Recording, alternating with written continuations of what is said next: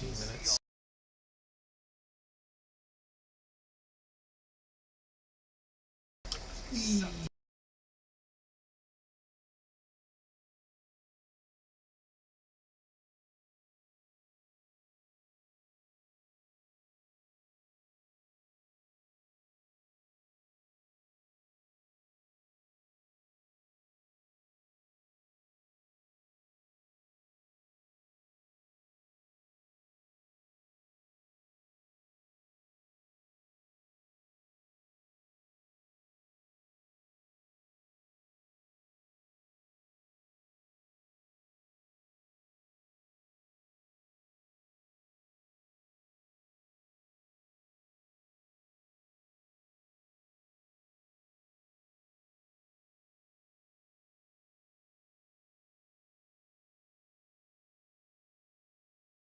Wanted, Timo Mustafa. What a hell of a last name.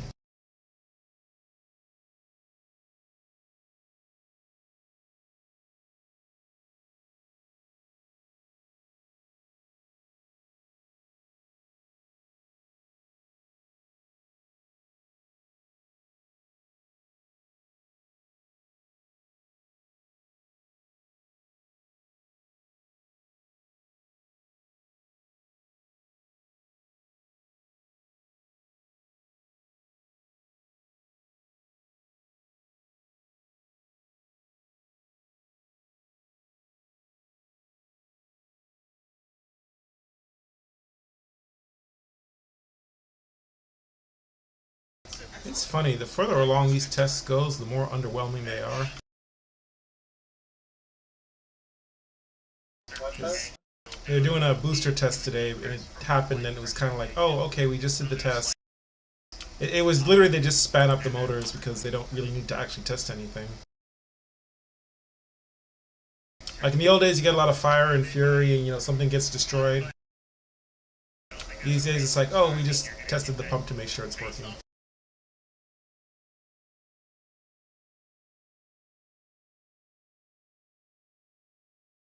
Now I'm sitting here for an hour waiting for the test, and the test happens when I blink, and it's like, oh. That was kind of mundane.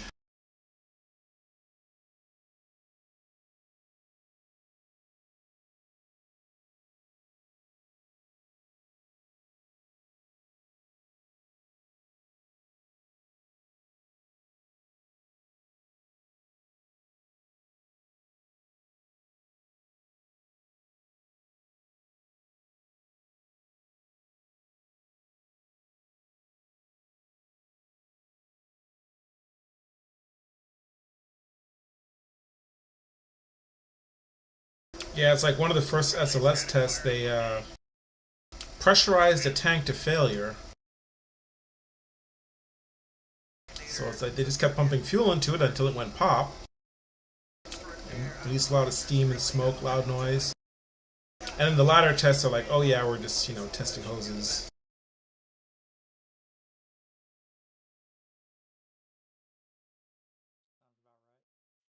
Yeah. It's just kind of like ironic. The closer you get to launch, the more mundane the tests get. It's like, oh no, we're just testing electrical connections today. So there's literally nothing on the video except test just happened later, guys.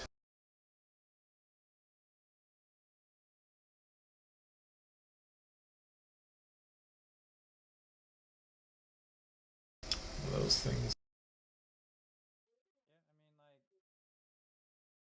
Most things are way more mundane than people tend to think they are. I mean, in this case, it's like de-escalatory because like when it started out, it's like, will the rocket explode today? Find out. You tune in and then a rocket crumples or pops or something amazing happens, and then now it's just like.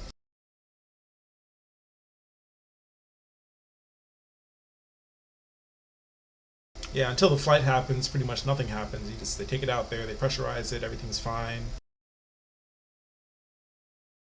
And I guess that's the same way with like all vehicles like that because I think of Starship as a very fragile vehicle, but that's because I've seen the thing crumple like an aluminum can when they got the pressures wrong. But it's actually more rigidly sound than the shuttle tank. It's just that you never saw the shuttle tank in the failure tests. If you go back and look at the videos, it did the exact same thing. It's just that was not what you saw publicly. So you know your impression of it is this solid object, and it never was solid. It's a balloon. But it's just like your internal conception of it is of this, you know, very strong thing.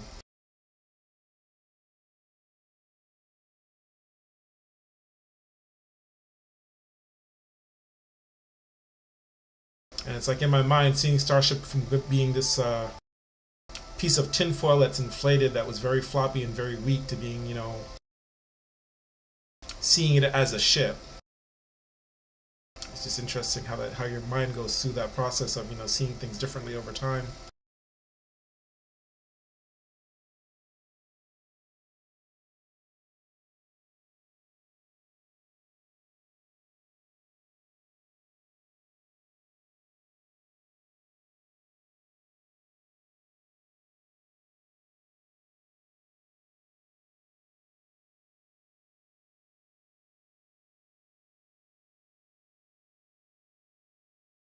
It's kind of like the old like goal for their flight program and like that.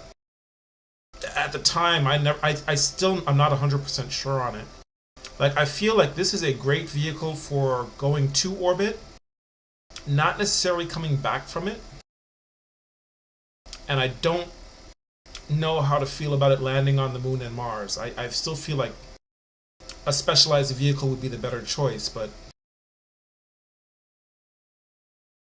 engineering wise it does make sense. It's like, well, you make one vehicle that does all three, but specialization in engineering never really ends well. Or sorry, non-specialization. Specialization is usually what you do.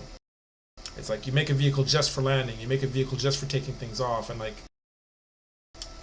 I wonder if the better path of the program isn't like focus on making this thing get cargo to orbit the cheapest way possible, and then get specialized vehicles to do the rest of it, because like we can throw a lunar lander up there for a lot less than we can to convert this thing into a lunar lander.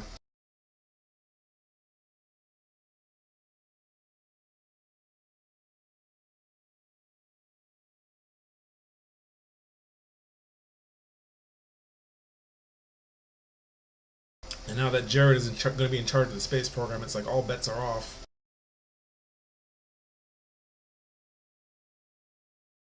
I would say there's a... No, Jared Isaacman. The guy that was he is... I guess you could say he's the only guy that owns a private spaceship. Like his own yacht kind of thing. So just some rich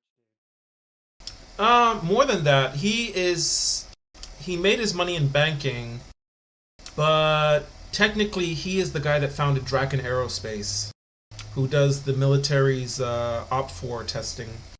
Like, he buys foreign aircraft and flies them for military exercises, which is a business I never knew existed until like 2 years ago. Another career path I wish I had invested in. Being some rich dude. Oh, no, he was a rich dude before, but just the idea that you buy up old Russian aircraft and then fly them under contract. Like, he is the private owner of an F-16, an A-4, a couple of MiGs, and flies them for like military exercises.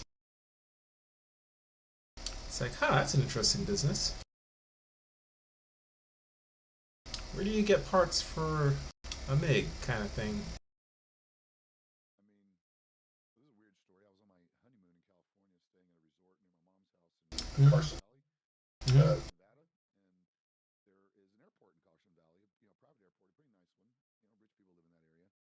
And Yeah. one morning, I'm just on the porch, just chilling, and I hear this very obvious military jet engine fire up and start fucking roaring in the valley. I'm like, what the fuck? That is not a civilian aircraft. Grab my binoculars, and yeah, MiG fucking 21 took off from Carson Valley Airport. Apparently, They're oddly popular as collector vehicles. look at that, that's a fucking MiG 21. She's like, what's that? I'm like, that's a Russian aircraft from the 50s and 60s. That was a big part of the Vietnam War, and it's just, yeah, there's a guy who owns one. It's a big part of every war. Like, I'm trying to think of one war that the MiG-21 has not been in since Vietnam. No, it's Like service? it's still in service. Yeah, the Lancer version is still serving in Ukraine and Romania, I think. Yeah. You know, I sometimes do that mental exercise of like, what's the oldest aircraft that could possibly be a threat in modern war? And I like that's one of my picks. Like that would be like at the Until we get something bigger and better, it's just never gonna let that. well, it's like yeah, if you've got a low budget air force and you were Russian aligned at one point, you've probably got MiGs of some sort, and the MiG-21 was just very common. They built thousands of the damn thing, and they're fairly robust. They lasted. That's why I joked about the buff. You know, they're never going to let the B-52 die because we really don't have an adequate replacement. We're having that problem. Modernize that thing. They're literally about to. Oh no, they modernize it all the time. They pulled one out the boneyard the other day, and they were talking about like when I say the other day, it was like 5-6 years ago. But like they were talking about like the process of like modernizing it, like stripping everything out and bringing everything up to date, because like the current B-52 has nothing to do with the ones that are sitting in the boneyard because it's been modernized constantly. It's just like the airframe doesn't really need to change. Like we don't need a new bomb truck because bomb trucking is not going to change. Inspection, that airframe is good to go. Yeah, and I mean, I think that's the only aircraft in our current inventory that, and there's a few families that have made this happen, that there's literally 3 generations of pilots from the exact same family. flying Yeah. the same platform. yeah, I believe that's happened with that one. Yep, they have a father, son, and grandfather that were all B-52 pilots. Yeah. And the son's still flying. The father just retired, and the grandfather, of course, has been retired for a few years. But That's Yeah, insane. not surprising. I mean, there's a lot of weapons we'd have that with because we modernized a lot of stuff that really didn't need it. I mean, some of it did. It's like the F-14 had to go. She was just too long and too much of a hanger queen. The A-10 is probably going to be around for quite a while because it's just caught in a very certain niche that doesn't need much changing. The F-16 is going to be around for a while. also, the aerospace sort of thing is about to split. We're about to go. It's about to split 3 ways. Hypersonic flight is going to be a big thing for future strategic stuff. Drones and integrated drone and pilot controlled stuff, as you know, the F-35 and this new bomber that they've been talking about is all about that life. And then the other third part of the divergence is going to be, we already see this on the horizon. Stealth's viability is pretty limited, honestly. I think It's going to be around for about 20, 30 years, and honestly, fairly soon-ish. Stealth's going to be useless because we're going to see right past it, and stealth is. Well, it's been useless for a while for a couple of reasons. Like, I think stealth was a dead end. It was cool for the time that we had it. The F-22 was a dead end, and the F-35 is probably a dead end. Because the problem is you build this aircraft full of all this highly sensitive stuff you don't want to lose, and then you can't take it to war because you don't want to lose it. And then you can't sell it to anybody because you don't want to lose it. So it just kind of sits there and it's like, well, this is the next generation thing, but we're never going to employ it anywhere because we don't want to lose it. It's like a deterrent. It's almost like the nuclear deterrent. Yeah. It's there to posture and to be used as a. And that's why I say like the A-10 is obsolete, but in her very specific niche of forever wars where your enemy does not have modern air defenses, she will live forever because you really don't need anything else. It's just good enough for what it's doing, and it's cheap, and you already have it, and you can just keep doing the same thing forever. And like I can sooner see a replacement for that being, you know, in that F-16, A-10, F-15 crowd before we see another stealth. Like I think the FXX program is probably dead man walking, and I don't see a reason to expand the F-35. Well, I mean, the question is like, the F-16 is like the most usable advanced aircraft you can have. Your friends have it, you have it, it's cheap to maintain, it does everything a fighter should do, it's not expensive, it's not crazy, you can afford to lose them, and really as a bomb truck, she is perfect, because she can get up to high altitude, high speed, and lob a missile, right? So she's a lot more useful than the F-35, because you can afford to send one over, you know, some Waristan, and it crashes, and it's like, oh well. You know, it's not, nothing in it is like absurdly classified, except for like the radio stuff maybe, or like radar stuff, but it's not like the whole airframe is a secret or like you're worried about it. And she performs better than most stealth aircraft because she's just basically dedicated dogfighter and does nothing else. And even in era past dogfighting, well, you still get the performance even though you're not dogfighting. And that kind of airframe, I think, can last for a century because aircraft wise, we're not doing anything new. Drone wise, we're doing a lot of stuff new, and I think that's where the money really should go because that's like a cheaper drone that you can use on a daily basis that does all the things that these older aircraft were doing. That's probably the future. That's probably the future right there. And like F-35 type stuff is probably dead end. The new bomber, I mean, it's cool, it's nice, it's got all that, stealth stuff, but again, we're not doing that kind of war anymore. So it's probably just like, it's a nice contract for somebody, but it's a dead end. And so I would say that you've got your like 4.5 generation aircraft are going to be around forever. Your 5th generation aircraft, they'll keep a few just because they need to have them for, whatever political reasons, or they're going to try to make a 6th generation, but like I don't see it really replacing anything. It'll just be like, oh, we make a few hundred and that's it. The hypersonic stuff, that's really NASA realm more than military realm right now. Like aside from the missile stuff, like I don't know. I don't know if we got to practice. I figured we were gonna. I think they're doing individual practice. I don't know if I didn't see anything. We should probably get together and just do something with Figgy and them just to get in the practice of flying in groups. I really want to try out the Redeemer. I don't like where it is right now, but I really want to try it out and see like how bad it is. And I'm wondering if like next patch will be the first thing I want to pull out as the Redeemer. I feel like they're either going to roll back that change or something's going to change. Yeah, the pilot MFD, you can't see any information, which is... That's kind of sad.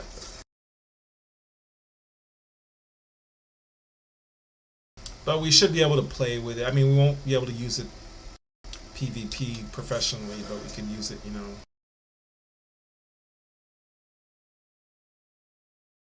at least to see if the gun loadout is... I feel like it's really bad for what it is, but... That's like my opinion, And I see a lot of people saying, oh, it's amazing, but the problem with anytime you have a nerf is there's always going to be somebody that jumps in and says, oh yeah, the nerf is exactly what you needed. And then when you check, they don't even own the fucking ship.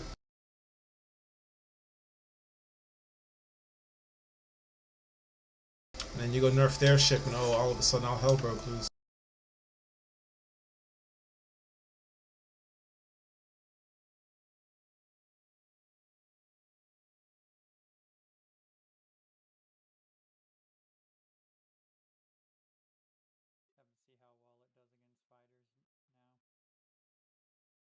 I'm sure, like, it's not going to do well against fighters on the positional stuff, but I'm sure it's got the firepower. I just kind of feel like it's missing out on... Like, it and the Paladin are both in the punch-up class, and it's like, well, you've just nerfed the one thing that helped it punch up,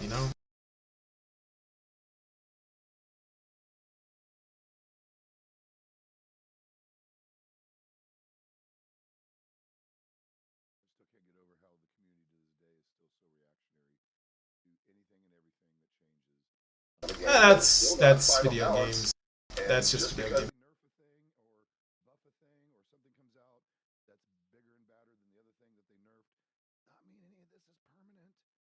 Oh, that doesn't mean people aren't going to bitch about it.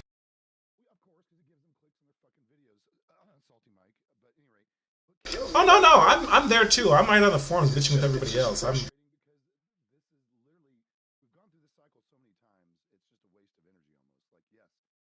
I don't think it is really. And here's the other thing: they listen to the community. That's still very clear. Anytime something has really upset the player base as a whole, and it seems to be fairly ubiquitous within the community, they have made adjustments, including this recent thing of deciding that master modes was a failed idea. Be careful with that one. I think you're gonna get. I think you're watching a shell game with master mode. I wait to see what the new thing is.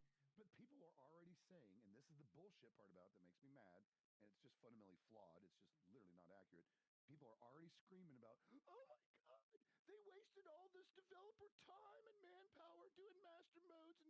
walking it back. No, shut the fuck up, you goddamn idiots. None of you, 99.9% of this community knows nothing about game development, how it works, coding, the fucking layers, multi-layer management, project management like this. They understand fucking none of it, and they all want to just point fingers and blame wasted money. No, I think like the ones that are doing the blame wasted money thing, they're gonna do that for everything because like getting up in the morning is a waste of money. It's just annoying that they can't come up with some sort of other more interesting content that's not like literally. Yeah, I It's just his fucking stopped name of his watching a channel. lot I of. get it, like his Salty Mike is one of the ones I love to pick on because mostly that's what he does in his videos as far as talks about headlines and all that. Yet he's just again one of these people that still enjoys, plays the game all the time. Oh no, he's a negative person by nature. That's just his way. He's not a negative person. In fact, his streams are pretty positive. He doesn't. Oh no, he's very negative. But yet he's part of that thing and that cycle that happens. I just find it annoying. I mean, I guess if they get paid, whatever, get the bag and whatever, make your money. No, I don't put him in the same boat with like the Reese Khaleesi types or whatever that are just constantly shitting on the game for points. No, Greasy doesn't shit on it. I've seen quite a few of them that do. What's his name? Grumpy Eye did that a lot, and it's just like, oh, everything's falling apart.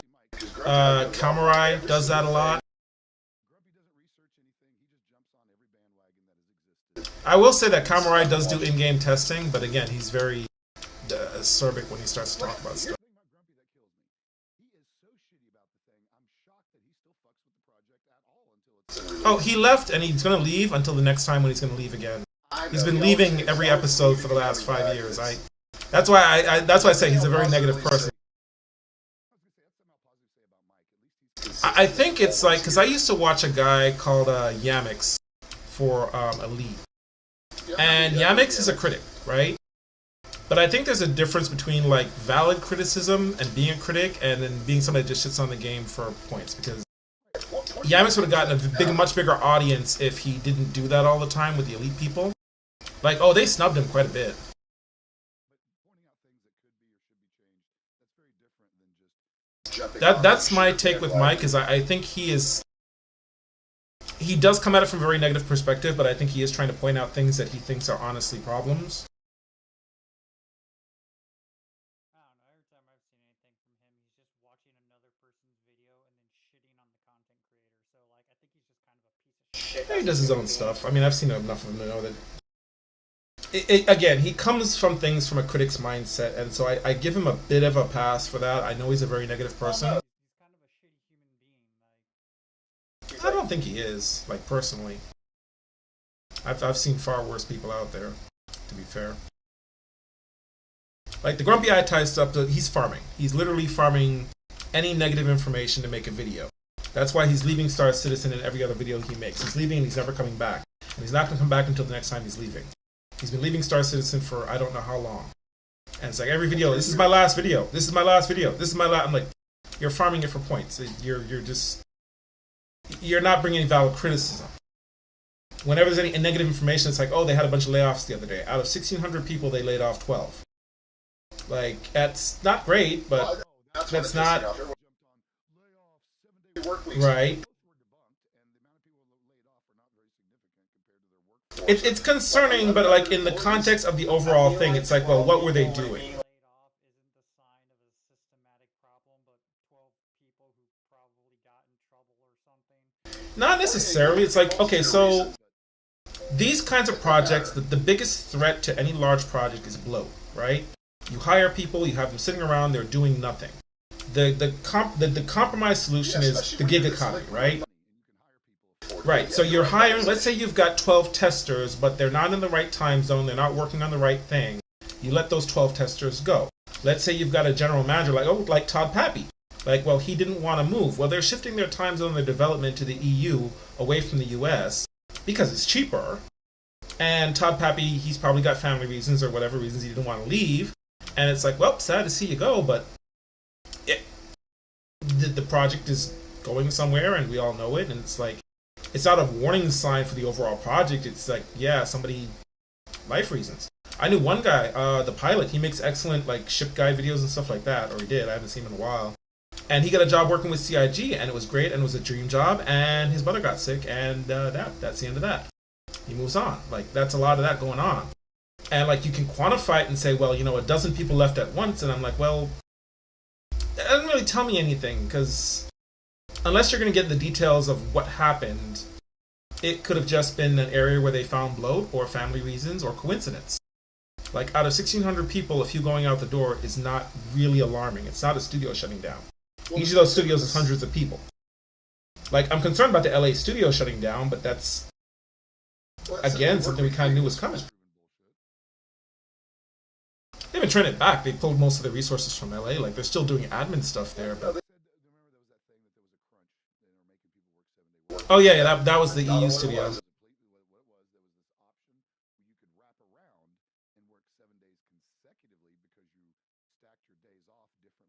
Well, I mean, every business have crunch. Like my business has crunch. No, I'm just going to call them out. Anyone who made comments about making people work 7-day work weeks and didn't understand about how shift works from week to week has never worked retail. Those are Monday through Friday. Why I'm going to call them out?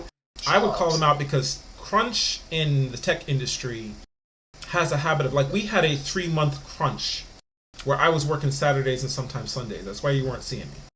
I was here, there, and everywhere. And it's like that's the tech industry has crunch, right? When you have something like a major event in Manchester coming up where there's going to be thousands of guests and you've got to get your shit together, yes, you can expect that there will be an extra weekend of work or two in your future. It happens once a year. Like that's not the same. I don't know if that. I don't even know if I call that crunch because like crunch is usually like okay, we're working this shitty schedule and we're doing it for fucking ever.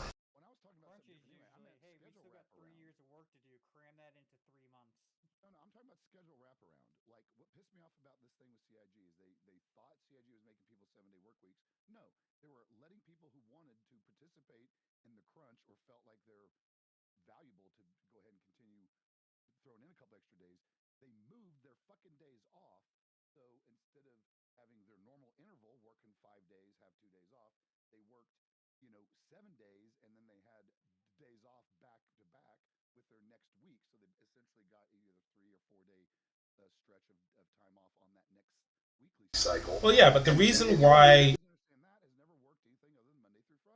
I know it doesn't matter whether they worked it or not. They're milking this story because it's going to get them clicks. Yeah, they know. They like a lot of times these guys when they do it, they know what's going on. Like Board Gamer again, he's going to give you the very stark headline, but then the middle of the story is going to tell you, yeah, this is unusual. At least he has that kind of integrity after the clickbait. But some guys, they get the clickbait and they run with it, and it's like, oh no, it's all horrible, it's all falling apart. They made less money this year than they did last year. Well, every few years that happens. It's not the end of the project, it's not the end of the world. It's until you have something to report, it's clickbait. But they're using the clickbait because they need to click. That's just unfortunate reality of YouTube. But that's why, guys like Salty Mike that they're being critical, I'm like, okay, well, if you're coming with criticism and offering suggestions, you can do it in an asshole-ish way, but at least you're trying to be a critic. Like, he reminds me of a Yamix. Yamix was a critic. Yamix loved Elite Dangerous. He played it every day. But he called out the things that we all called out, and he just did it in the most spiteful way possible, I guess. It got hard to listen to sometimes because it was just bitch and moan, bitch and moan, bitch and moan, but that was just his personality. He's done some Star Citizen stuff. He's a Latvian? Latvian?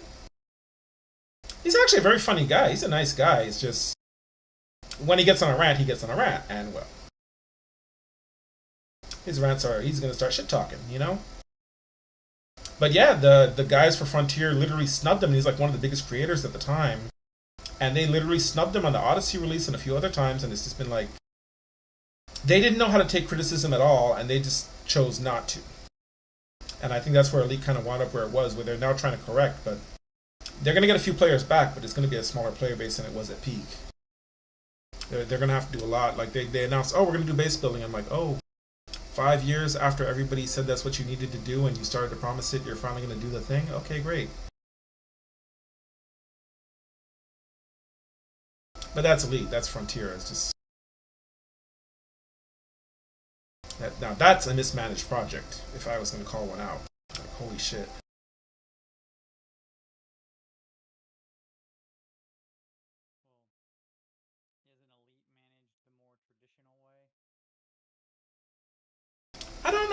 I mean, they were kickstarted,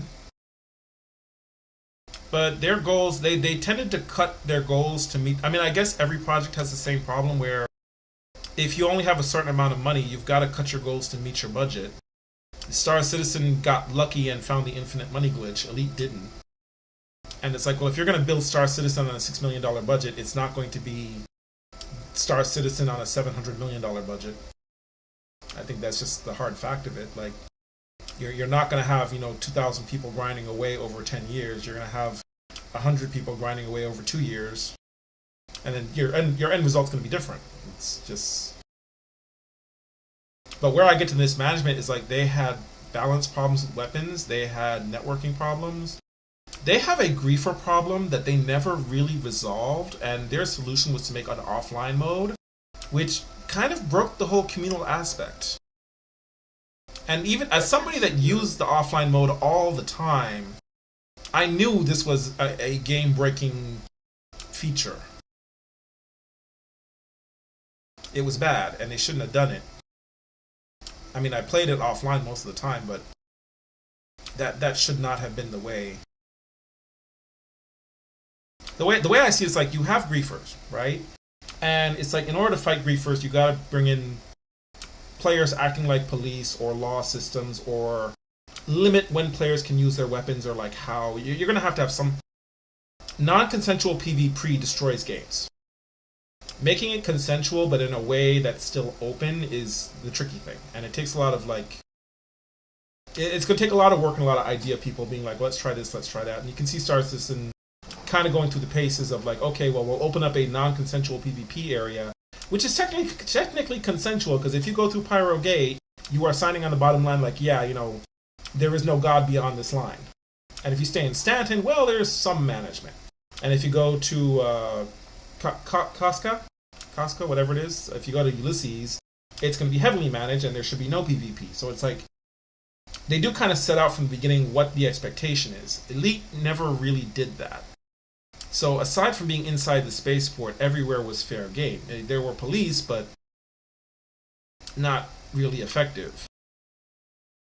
And along with the weapons balance problems and everything else, it's like you have this game where it's not really friendly to a part-time player. The full-time player gets bored. The full-time player starts hunting down the part-time players, and instead of staying with it and dealing with it as a community, we're like, okay, well, we'll band up and form convoys and like use the tools to fight these guys or like protect ourselves like you would do in Star Citizen. You just go offline, which is great. You don't have to do any of that stuff because the offline NPC pirates, they follow strict rules. You can easily avoid them. Like, you fly to a new area and there's a pirate there. Well, as long as you don't have cargo, he's going to leave you alone. So you don't start mining until he scans you and he says, oh, you've got nothing. Then he flies off. Now you're free to mine for the rest of the night. No piracy. The NPC pirates were very nice. They were easily avoided. You could fight them. They didn't fly unbalanced rigs or shit like that. So it's not like you were trying to do mining and all of a sudden you get the same fucking Fer de Lance with the same double meta loadout and you're dead before you can blink. No, they actually used various weapons where you could almost escape and fight most of the time. And it's like Elite never dealt with weapons problems. They never dealt with the community problem. They made it worse. They tried to do the organized PvP thing with the, I forget what the system was called. They had like shit, what was it called? The nation states thing, I forget what it was called, but like, you could align yourself with a nation. It was supposed to be like an organized thing for the PvP where like you choose a nation and you could fight for this person or that person and, earn yourself different weapons. Yeah, that. Sorry, my brain's not braining right now. But they had that, but then they didn't do anything with it, and like, everybody went for the Space Princess because she gave you the double hard shields, which is what everybody wanted, and then they stopped doing the faction warfare. So everybody became Imperials, and that was the end of that. Unless you're like me and you wanted to grind up all the rare stuff, it really wasn't a point. It's like, oh, I get a slightly shittier laser as my reward for 6 weeks of work. Yay. I'll take the double hard shields, thank you. And the engineering, the whole engineering thing was a fucking nightmare. I didn't mind like the finding of resources part of it as much, but the idea that every module had to be engineered and taken to a certain vendor and done this and done that, that was a pain in the ass. The lack of an actual economy, you could not sell things to other players. Like until the fleet ships came out, I could not sell you something off of my ship. There was no economy. So I could mine something and I could sell it for money, but I couldn't give you money or mine something for you until... Really sounds like they made a single player game and were like, hey, yes. let's make it multiplayer. Yes, yes. And the sad part was there was just enough multiplayer that you felt like you could do something, but like you could multi-crew a ship. That you actually could. But the multi-crewing of the ship was the other guy sat and aimed your turrets. And it's like, well, he could have his own ship. Like, why is he going to sit in my ship and aim turrets when I could aim my own turrets? Yeah, basically. Long story short, they did 90% of the work and they didn't do the 10% that really mattered. Because I feel like a lot of it was just bad choices. Like, the gameplay worked, the universe worked, the multiplayer for the most part worked. But, like, weapons balance, community stuff, missions got very samey. They were always, you know, go to your contract manager, pull a mission, go here, oh, destroy 3 turrets, okay, leave, money. And it was always weirdly balanced. Like, it made it that, like, it pushed you to level up, and in their terms of leveling up, you always got the bigger ship. So you finally get an Anaconda, you know, you get the size 4 weapons, you get all the big stuff. And then now the only missions you get are Anaconda rated. And I was like, well, I want to use my Cobra Mark III just to, like, you know, go back and do smaller stuff. Like, okay, I don't want to use an Anaconda tonight. I want to use a smaller fighter. Oh, you pulled a mission? Okay, it's a mission rated for an Anaconda. Fuck you. There was no... It didn't really look at the ship that you were using, which that was annoying as fuck.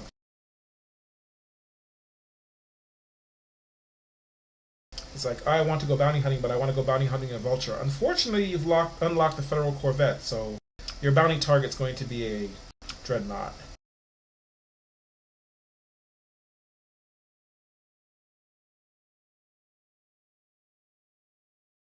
Suffice to say, it was a dozen little annoying decisions that just kind of compiled to make it not fun. And then the community bitches, and then Frontier does nothing. Oh, and then the final icing on the cake was they put it on console, which was great because at the time I had an Xbox. I didn't have a good computer, and I was like, great, I'll play, you know, Elite on console, and one day I'll buy a computer and play Star Citizen when it's done. And then they released Odyssey, which added being able to walk around your ship, which that's okay. It didn't feel like revolutionary. Because it's like, oh, we get to do PvP at certain outposts for limited times. That's about it. So, okay, whatever. But in order to get Odyssey, you couldn't do that on console, which is... I don't understand how that decision got made. Because I feel like Elite on console had a much longer life than Elite on PC would. Especially if you're forcing everybody on console to get a PC. And then you've got to carry over your account because, you know, nothing's linked. And yeah, just 101 bad decisions. It's still on my bucket list. I want to fly to Beagle Point. I just don't feel like playing Elite.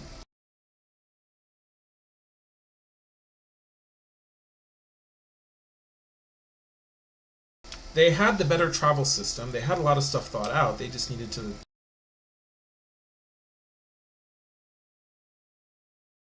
I feel like at some point Graben just... his heart either wasn't in it or he just didn't have the money or... Now they're making Star Wars games and other Railroad Tycoon stuff and it's like... that's their focus. And Did they get bought by like another company or something? did they? I don't know. I thought they. I mean, I'm not sure about that. I could be thinking of a different company. I thought they were semi-independent.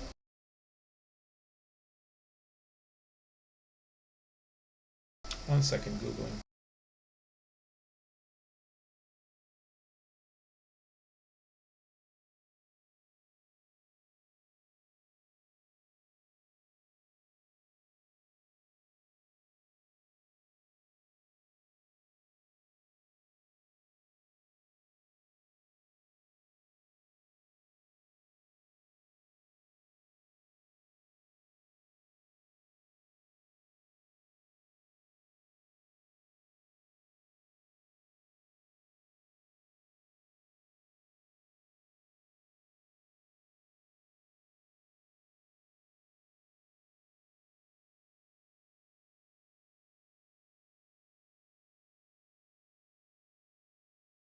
Formerly Frontier Developments, 94 to 2013.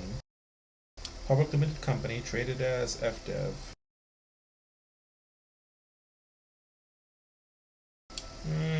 I think they're still independent.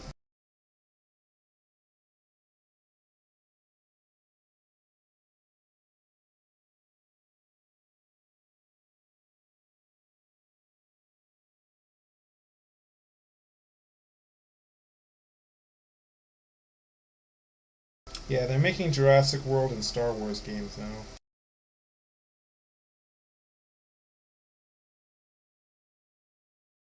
Like the Park Tycoon Jurassic World games? Yeah. Railroad Tycoon... Was it Railroad Tycoon or... They used to do Tycoon games. F1 Manager...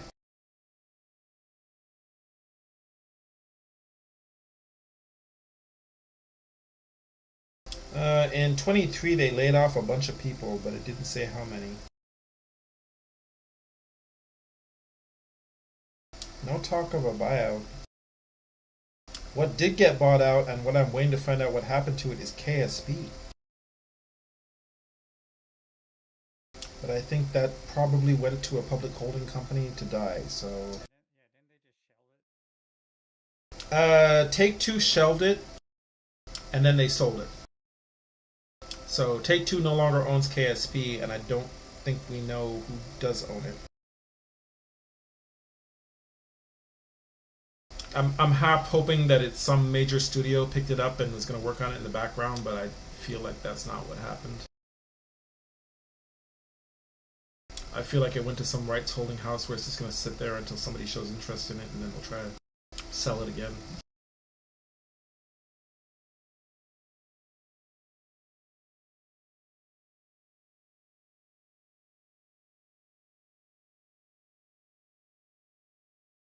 Yeah, that really is a niche. It's worth money, but it's not worth as much money as it's going to cost to actually do something with it. Or not what they want to do.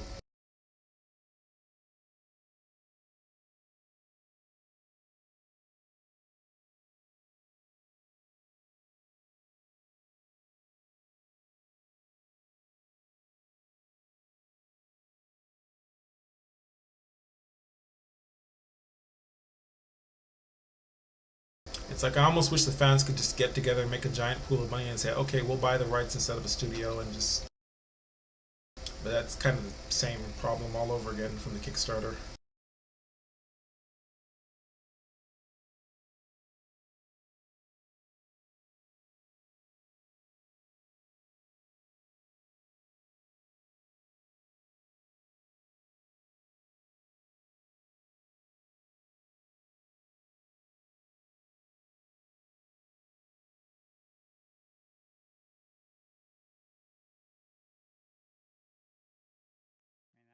I mean, that's just kind of the point we're at right now. You can get very, you know, guaranteed thrown together with duct tape, bubblegum slop from a AAA studio, or something that actually might be worthwhile, but it might not ever actually come into fruition.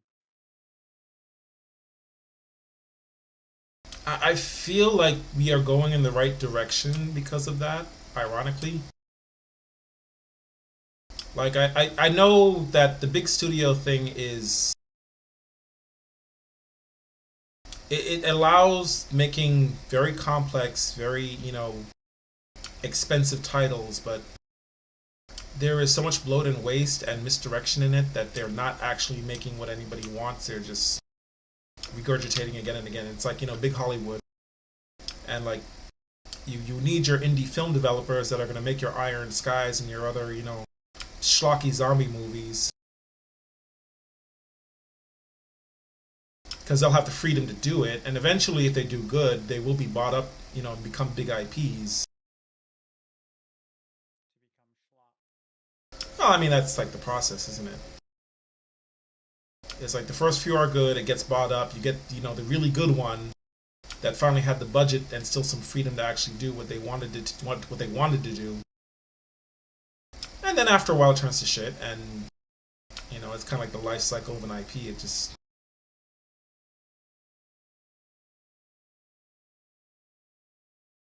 The people making the slop don't understand that IP is not a guarantee. It's like you have to put love into it to maintain it. And the ones that they do put love into and they do maintain, you know, you got your Spider-Mans where they can more or less, you know, go around for quite a while. Some are bad, some are better, but at least they last for a while. And then you got the ones that just... You got your Call of Duties and they just kind of turn to shit.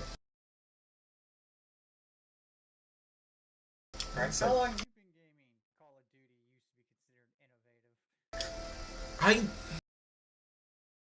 I would argue it was never innovative. It used to be good. I used to play Infiltration and a lot of mods for Unreal Tournament and stuff like that. That was kind of my scene when I was younger. And like a lot of the stuff that I saw in late 90s, early 2000s would pop up in Call of Duty like 5 years later.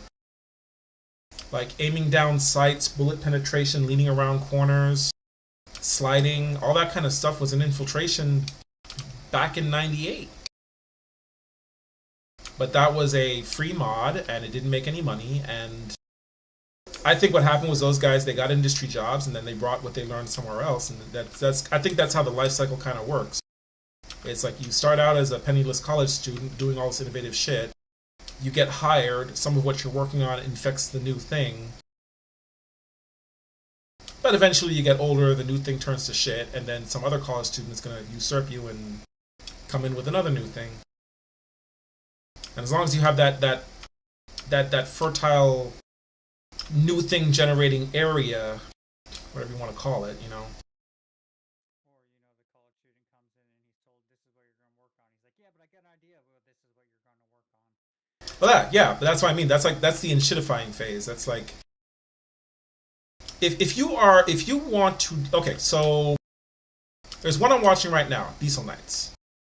It's Titanfall, but like 1930s diesel punk.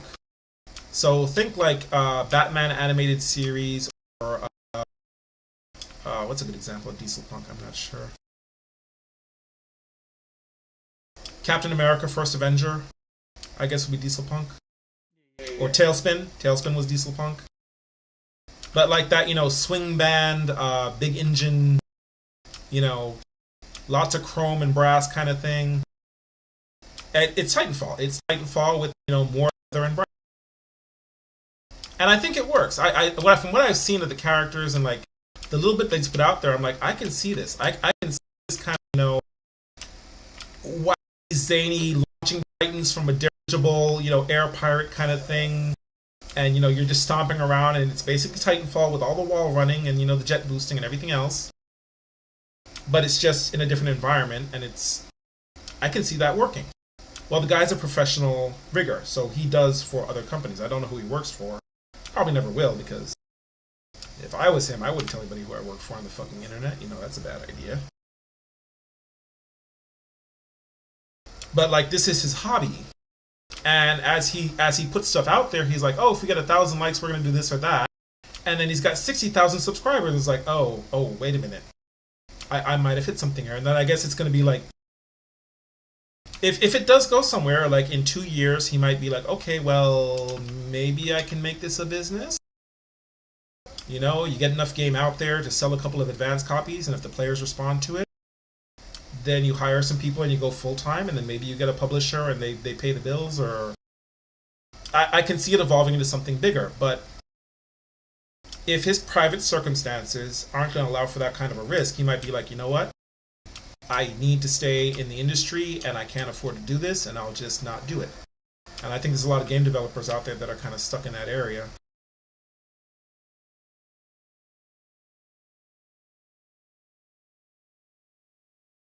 And yeah, the industry exists and it funds them, and they're going to be like, well, I've got a job. Not going to throw my job away to try some untested idea. Time to continue working on Call of Duty 28. Right? But there is an incentive. But there is an incentive that, you know, if you're the one that can put yourself into a circumstance where you can crank out something that is not Call of Duty, maybe you'll come up with the next IP, and it's entirely possible. It's just, I think it's more possible now with the newer game engines, but it is still going to be a hard run. Alright, let me turn this off.